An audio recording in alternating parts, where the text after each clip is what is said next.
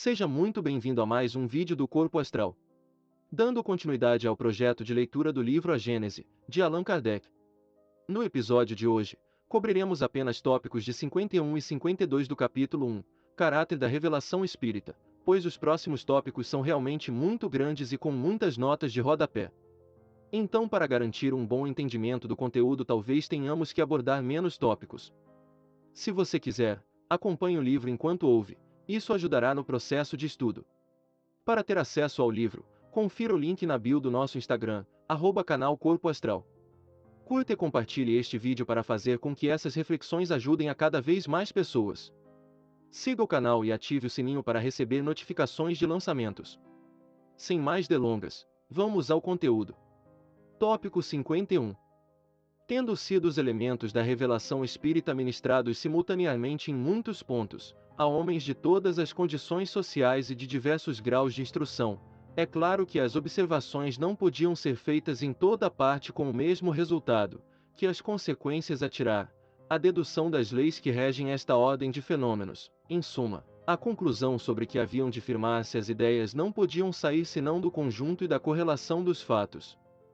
Ora, cada centro isolado, circunscrito dentro de um círculo restrito, não vendo-as mais das vezes senão uma ordem particular de fatos, não raro contraditórios na aparência, geralmente provindo de uma mesma categoria de espíritos e, ao demais, embaraçados por influências locais e pelo espírito de partido, se achava na impossibilidade material de abranger o conjunto, e, por isso mesmo, incapaz de conjugar as observações isoladas a um princípio comum.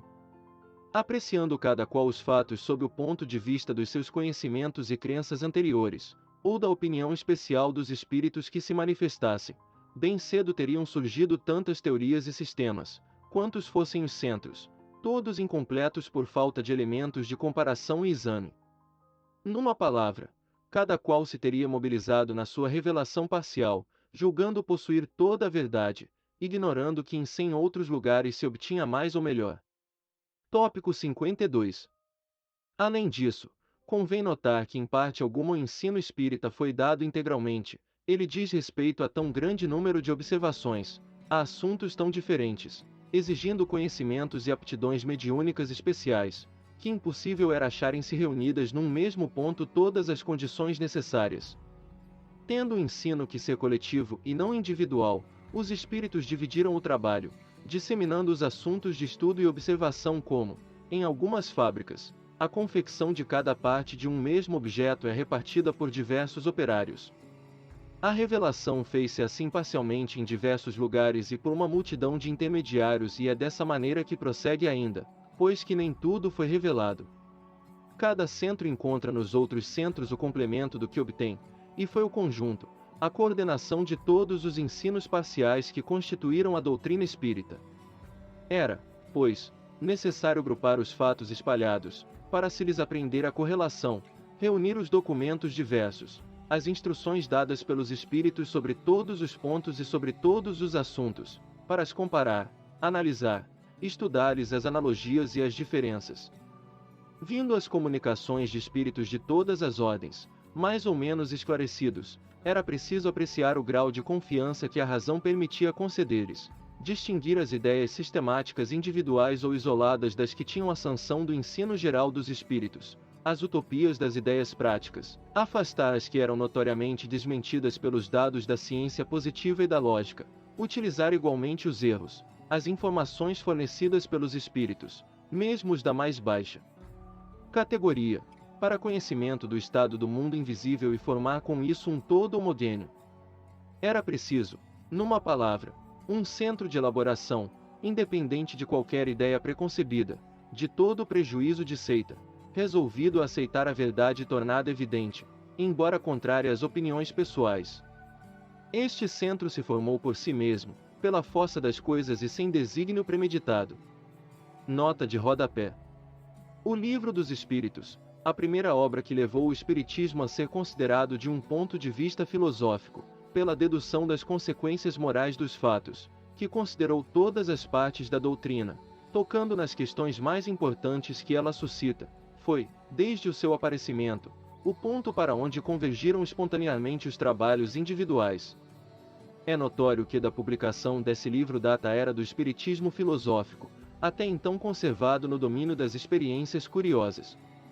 Se esse livro conquistou as simpatias da maioria é que exprimia os sentimentos dela, correspondia às suas aspirações e encerrava também a confirmação e a explicação racional do que cada um obtinha em particular.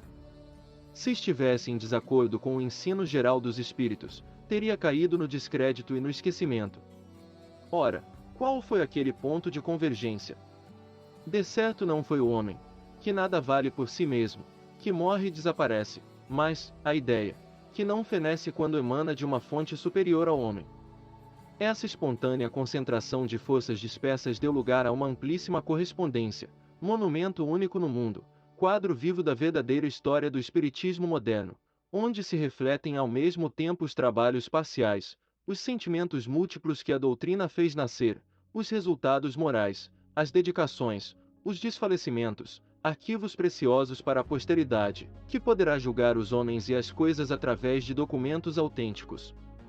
Em presença desses testemunhos inexpugnáveis, a que se reduzirão, com o tempo, todas as falsas alegações da inveja e do ciúme. Este foi o vídeo de hoje. Se você gostou, compartilhe com seus amigos, e ajude a esse conteúdo chegar mais longe. Para mais vídeos, acesse nosso canal e confira nossas playlists.